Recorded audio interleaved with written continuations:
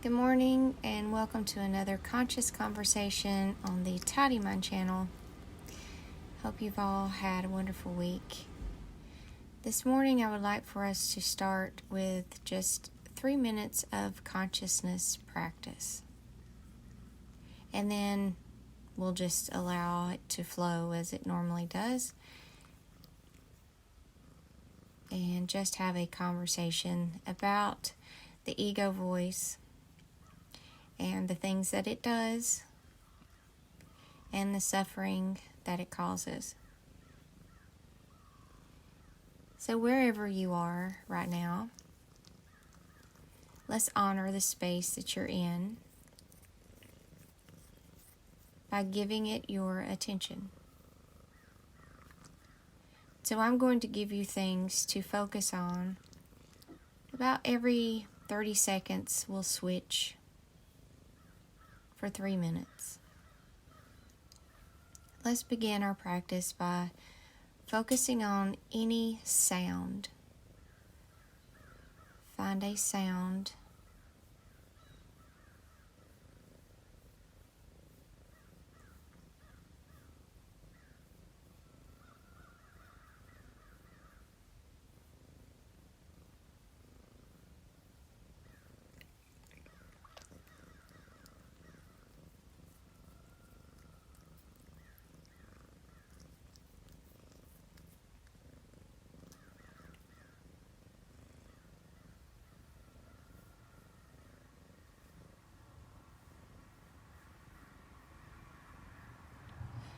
Now switch your focus to something that you see or observe outside of you. Something that you can see. Pick one thing. Give your full attention to that thing.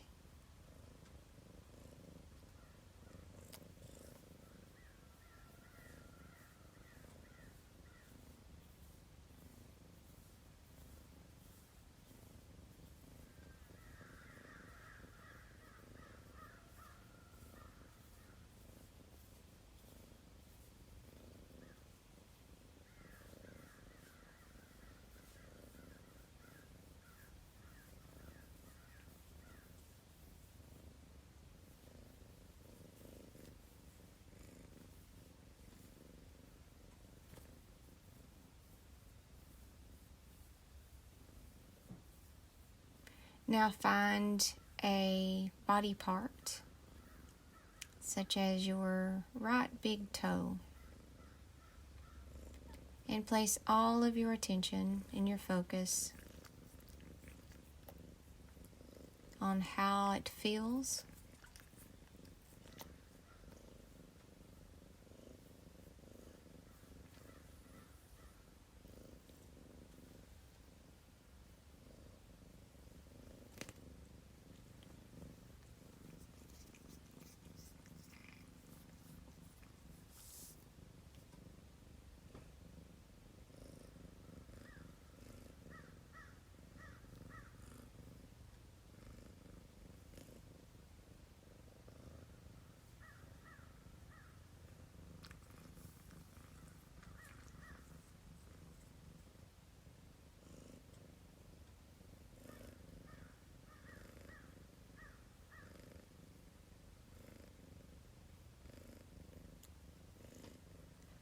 Now go back to a sound.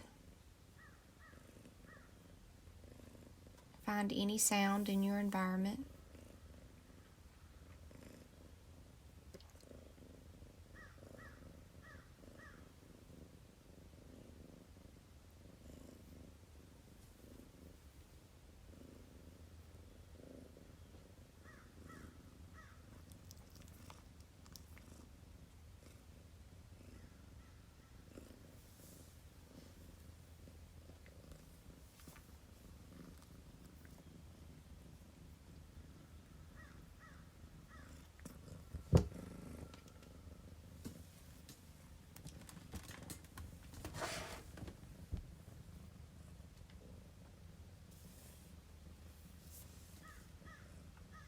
Now go back to an object.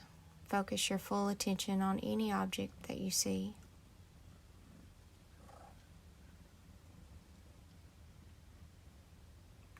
And this time, breathe with it. Focus on your breath, breathing in and out while looking at this object.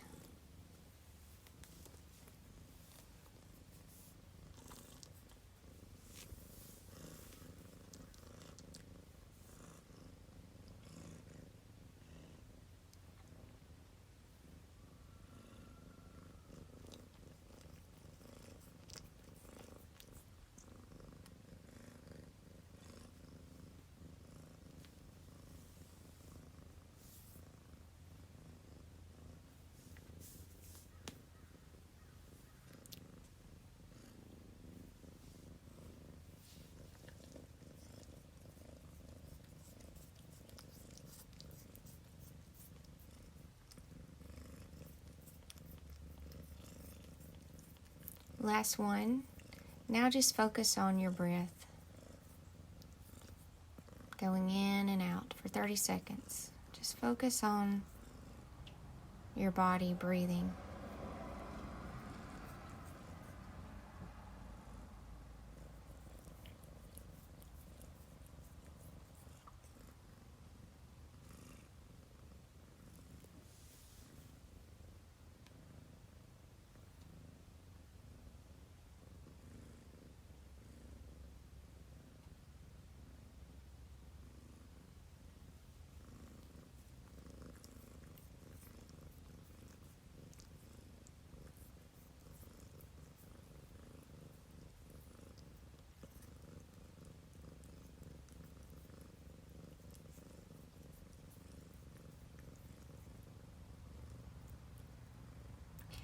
So you just gave power to your ability to be conscious. By practicing for those 3 minutes, you put your focus, you reclaimed your focus, you reclaimed your attention away from the voice in the head, and you placed it on something outside of yourself. And the physical, even when you place it on your body awareness of your big toe or the awareness of your breath, that is in your physical world. That is not in your internal voice in the head world. All of that we focused on was outside in the actual life that's going on around you.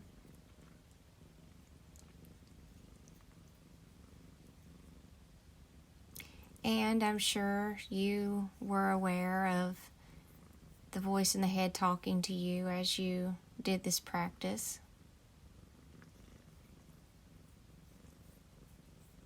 Which is why I switched it up every 30 seconds, because if you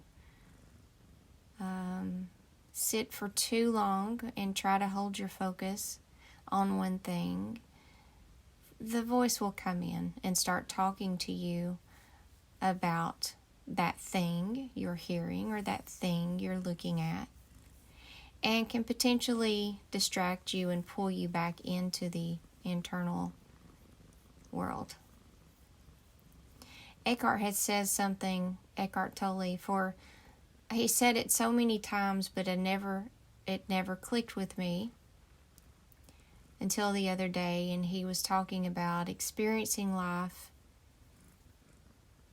through thinking or experiencing life through sensing, your sense perception of life or your thought perception of life, and how most of us, when we're unconscious and lost in the voice in the head, it's just thinking about life. You're perceiving life through thought, as in you look at a tree.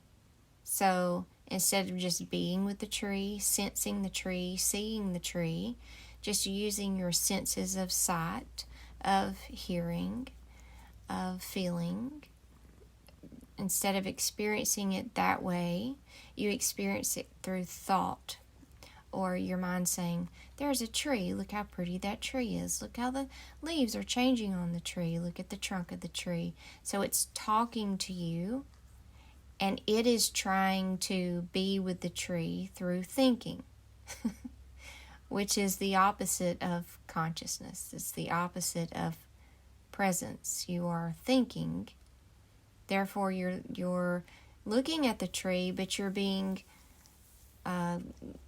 distracted from being with it, from all the thoughts about it.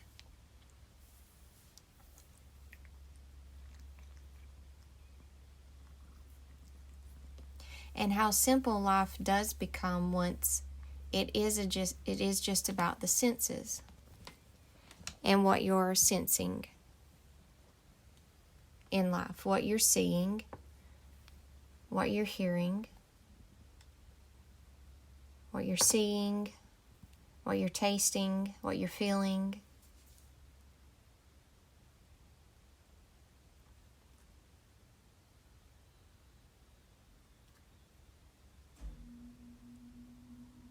And the pain inside being created by your mind can become so distracting, so loud, so uncomfortable, that it absorbs your full focus, your full attention inwardly.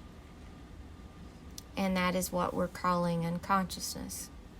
Now you're walking around fully engaged with the voice in the head and its thinking and the emotions that it is stirring up inside of you, the pain, the discomfort, whatever it is.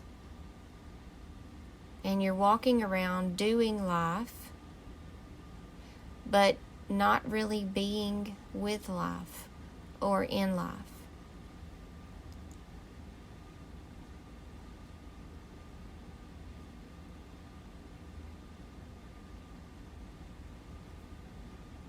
I find that in my being with life practice, the sense that helps me the most is sound.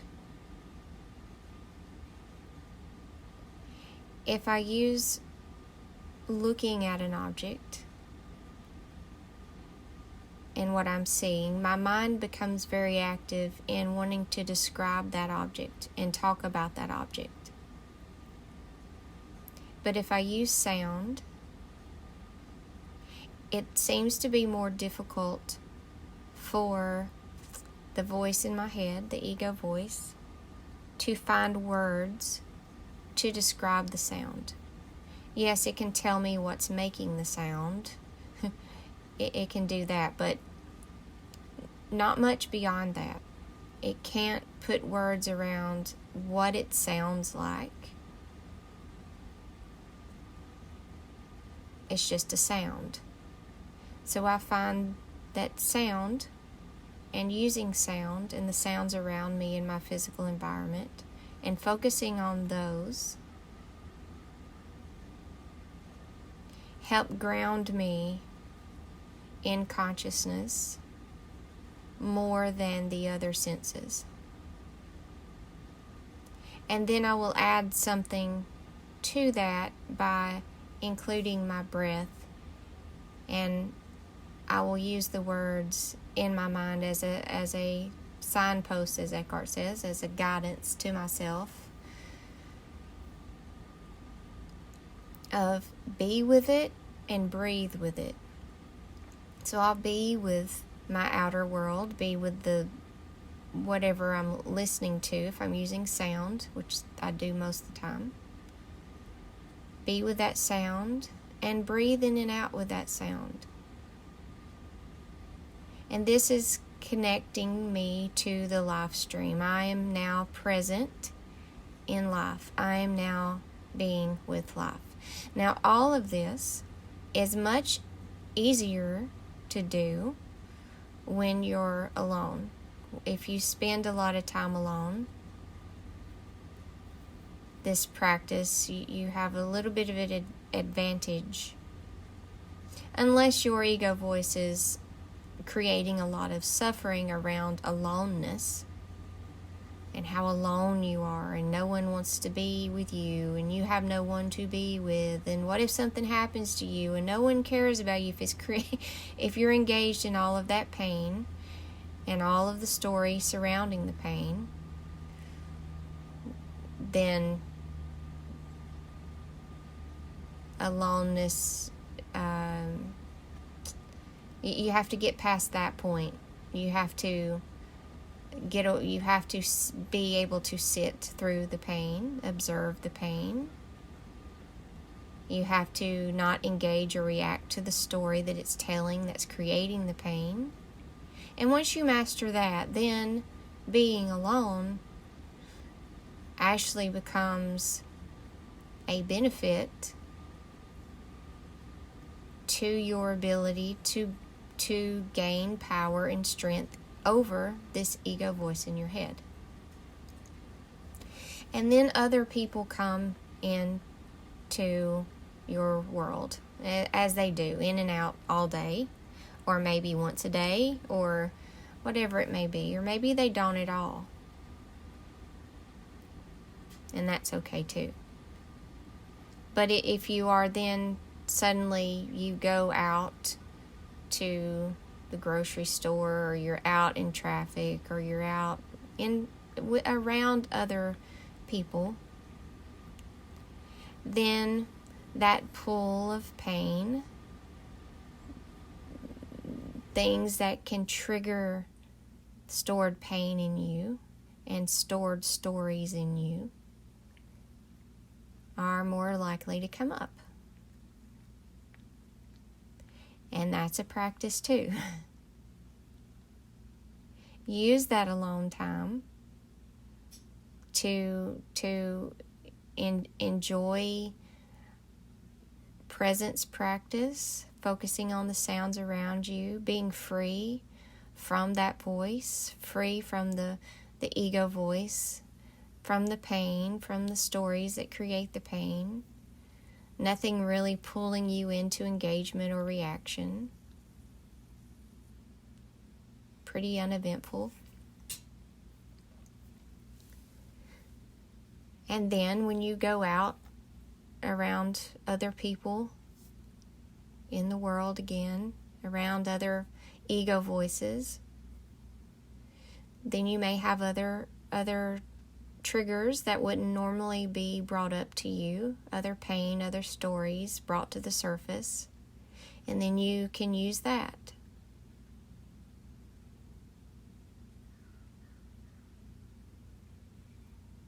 And allow it to be, and be with it. Let all things be, and be with all things.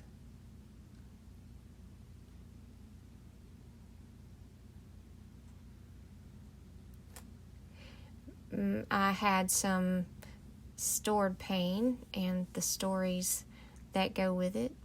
Stories can be belief systems, value systems, things that you've inherited from your upbringing, from your parents.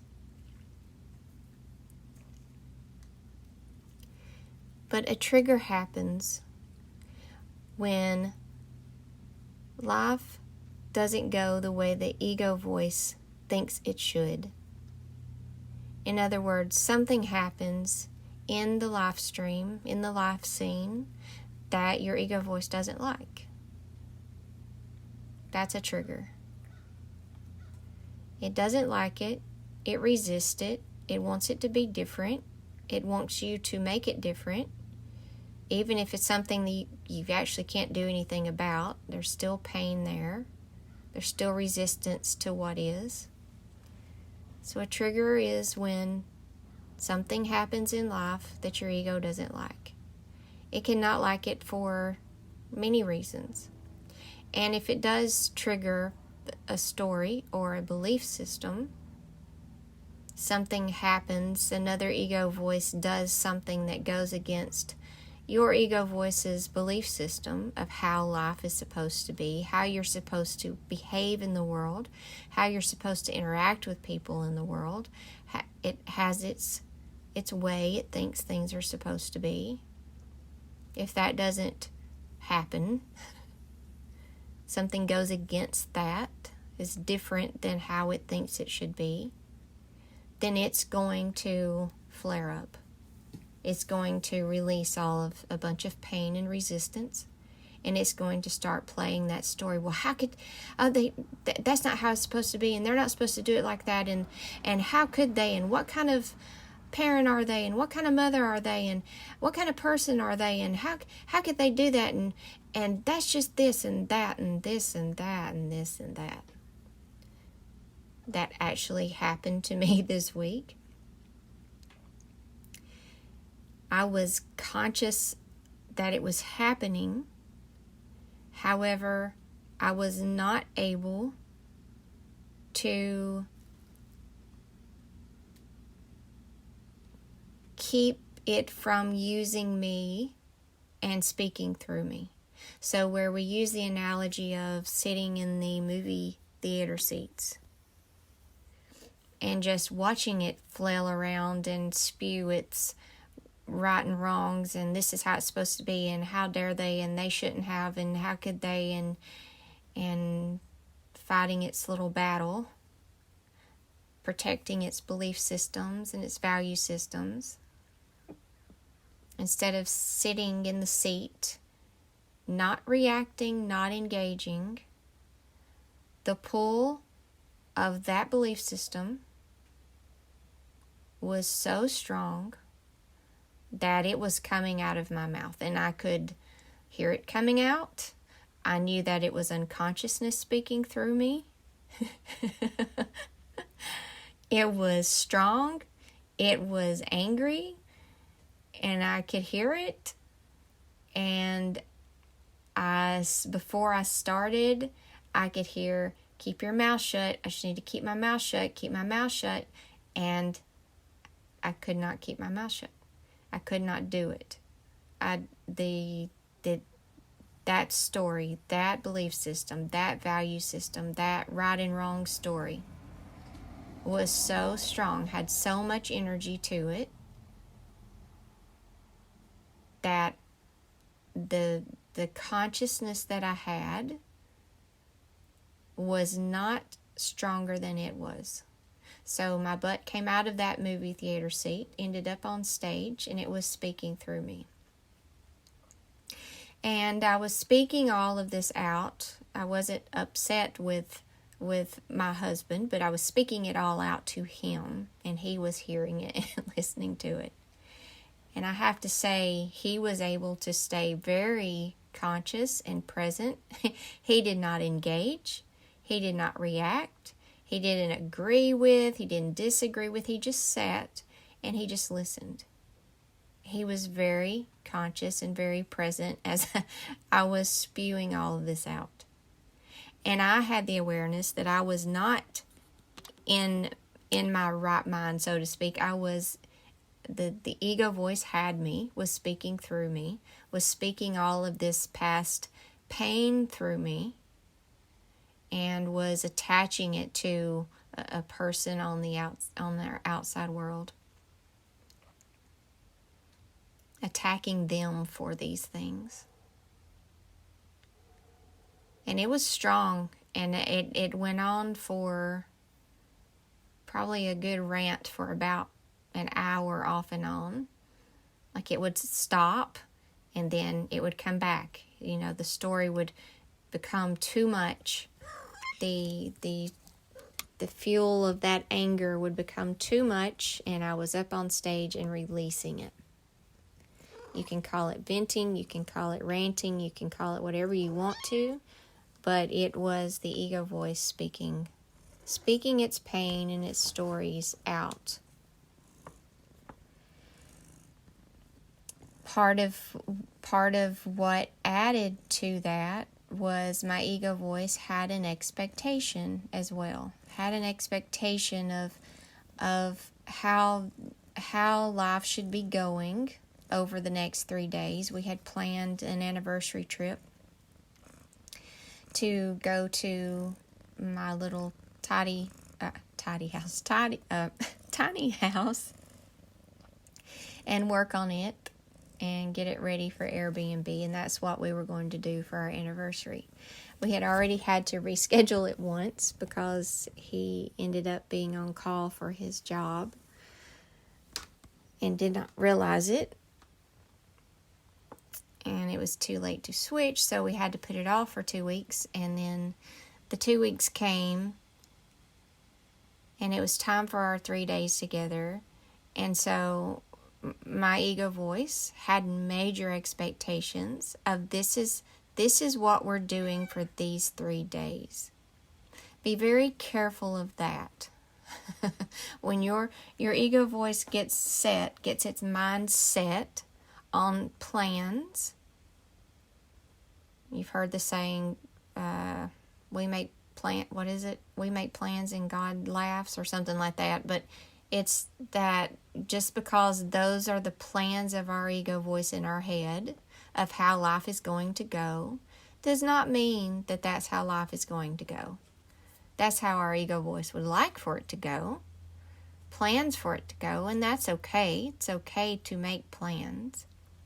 Where the pain and suffering comes, where you set yourself up for pain and suffering, is if you attach to those plans as concrete, set in stone plans, and this must happen or I will not be happy. That's where your ego voice will, you're setting yourself up for potential pain if you lack that flexibility of saying, I'm making a conscious plan, however, I know life. I know how life is. I accept how life is. And I know this is not my life, but the life. I'm not the only one in this life.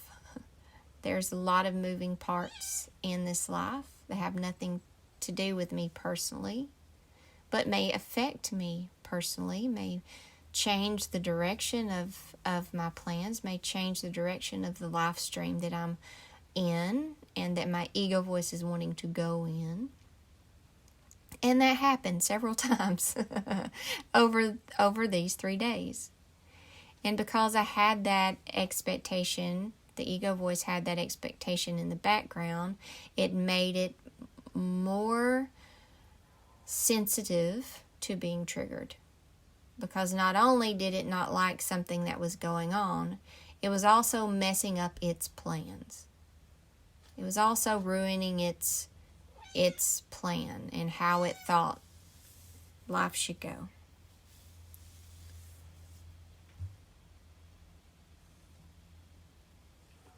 So after a day or two passed after the rant, and nothing happened, luckily, because I had a conscious partner who was sitting there holding consciousness as I was spewing out unconsciousness, and he did not react, he did not engage. He just sat with me. He sat with the pain, just as we are learning to do, and with our own ego voice. When it's having a drama on the stage, we sit with it. We don't engage. We don't react. We just sit. We just be. So he was doing that he was doing what I couldn't do. What I couldn't offer space. I couldn't offer consciousness. I couldn't offer presence. I couldn't just sit in a non-reactive space, a non-engaging space. I was sucked in. So he was offering that space for me. So, which means he didn't get all worked up also. He didn't act off of what I was saying. He didn't try to fix what I was saying, which is an old tendency that he has really come a long way with. And I think that a lot of the male counterparts in marriages tend to want to do, because if you're spewing out of something your ego voice says is a problem, their ego voice's reaction is, okay, well, I must need to fix this then.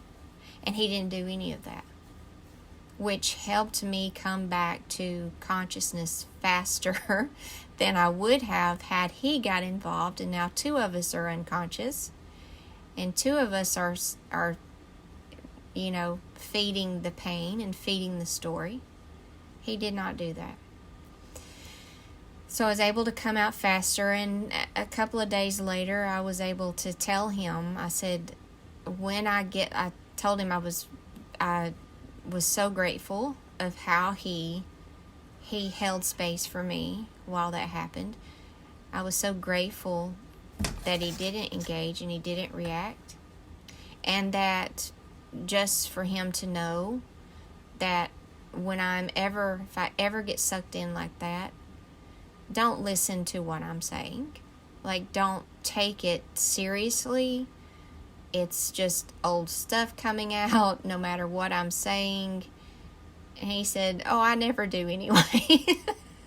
And we laughed because he was joking, but I just wanted him to know, and he did. Like, he knew that wasn't my typical conscious self.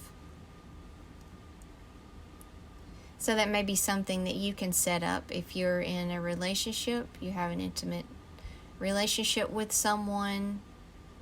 That could be something that, once you understand that for yourself, that you can help them understand also. Hey, if I ever do get sucked in and I ever do start ranting and raving about something, and this energy is flowing through, and I'm not able to keep my mouth shut while this energy is flowing through me, but I'm speaking it out, don't give it any energy. Just sit and just be with me while it's happening. No expectations. They don't have to be with you. They don't have to stay in the same room. They can do whatever. They can leave the room. Maybe you get really scary when you rant and rave, so that's very understandable if they want to quietly exit. But to not react, don't engage, and don't take anything that you say seriously.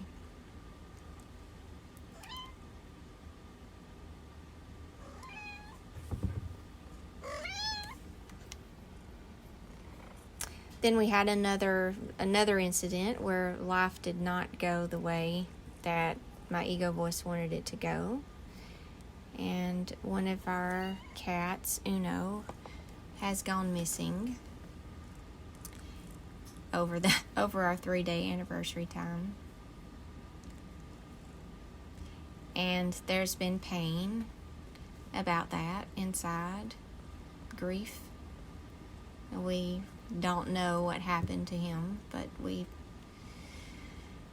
we're pretty sure he's not coming back. Pretty sure the form of Uno is no longer. That cat don't miss a meal. And it happens. That's what, life is. What life is formless, meaning it's the energy, the consciousness is no form. Our spirits, there is no form. So the formless essence of Uno is still here. The form of Uno is no longer here. And there's grief around that. And just as any grief, it's pain, created emotional pain. And you be with it, without the stories, without the anger. Of course, your ego voice may bring anger up with some story about what happened, or who did this, or who did what, or we do have a neighbor who next door likes to shoot things. We live out in the country. It's a little different than city life. And he sits out on his porch with his... Yeah, anyway. So... And I've had to ask myself, well, what does conscious grief look like? And I went back to my dog analogy. You just sit with the sadness. The dog wouldn't sit there with the stories, playing the stories of scenarios, of thoughts, of thinking, of... The dog would sit with the awareness of the absence of that form. And even dogs, you can watch them. They'll grieve if their owners pass. They grieve the absence of that body, of that physical person in that space, of that form in that space with them. But it's not like what the ego does. The ego makes the grief process so much worse, so much more torturous. It adds guilt. It adds, you shoulda, coulda, woulda, if you hadn't have gone to work that day, if you'd have just made a different choice. It fights with the reality of it. It tries to go back into the past and change decisions and choices. And the ego voice makes loss so much more painful. It's already painful. It doesn't feel good when something's part of your everyday life and then it no longer is. You're present with it, and then it's no longer there for you to be. It's no longer in your now. It's only in your past. There are no more now moments with that form.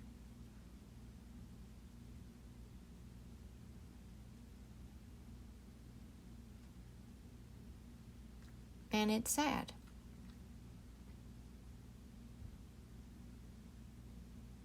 And usually with grief, there's waves of sadness. So when usually the memory or the remembrance that form, oh yeah, where'd that form go? Oh yeah, Uno. Oh, where is he? What happened? Or just, that's really the ego voice. Where is he? What happened? That's the thoughts. But just the memory or the awareness of the absence. That's a better way to put it. The awareness of the absence comes. A wave of sadness will come. And you just be with the wave of sadness. Just breathe in and out with it. Let it be there. It's there. You can't change it. You would if you could, but you can't. You just have to be with it and breathe in and out with it.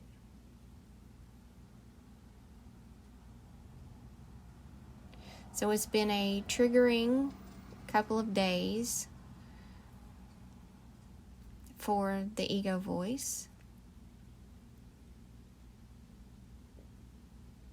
And that happens. That's life.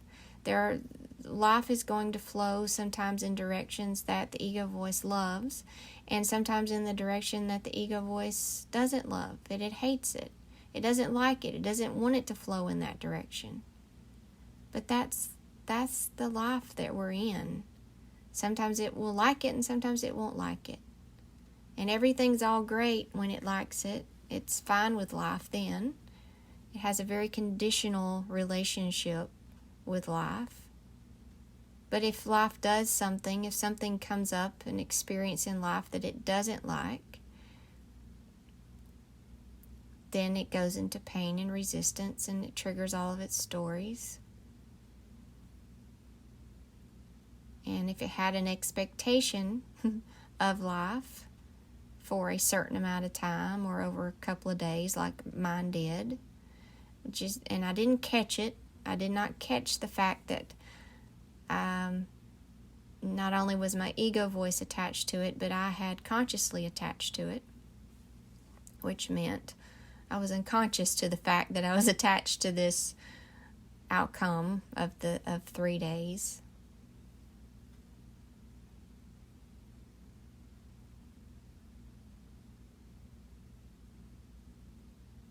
So be aware of that anytime you make plans. Not to attach to an outcome of those plans. Not to attach to this is how it's going to be for this amount of time. Don't attach to that. Make your plans, but also be conscious and aware that life is life and life is flowing. And the flow of life is more powerful than your plans. And it's bigger than your plans. It's bigger than the plans of the ego voice.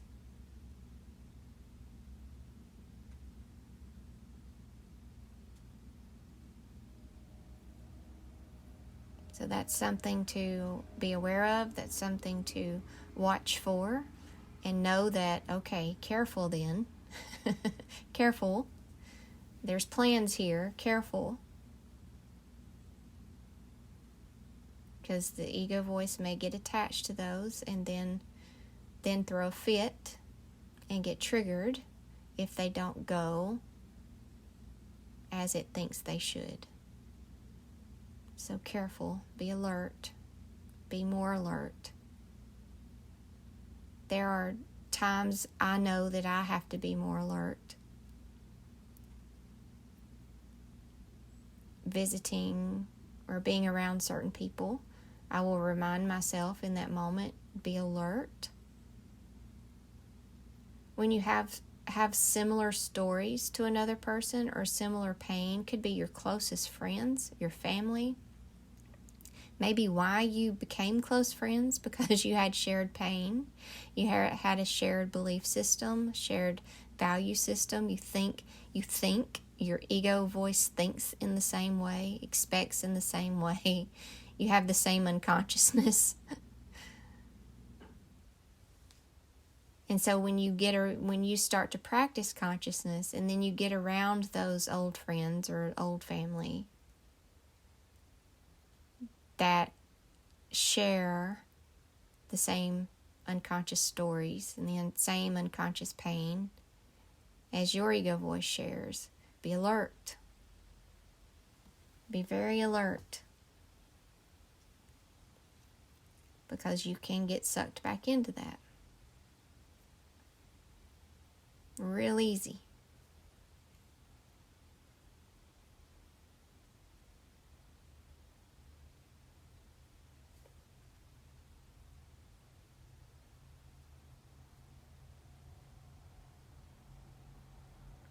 Thank you for joining me today.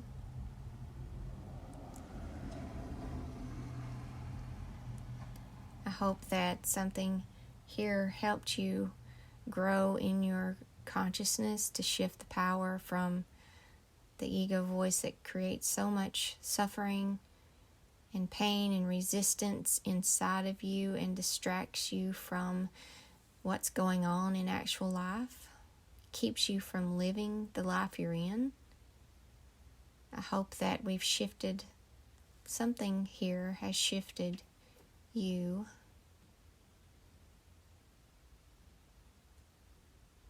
into more consciousness. Remember to be alert.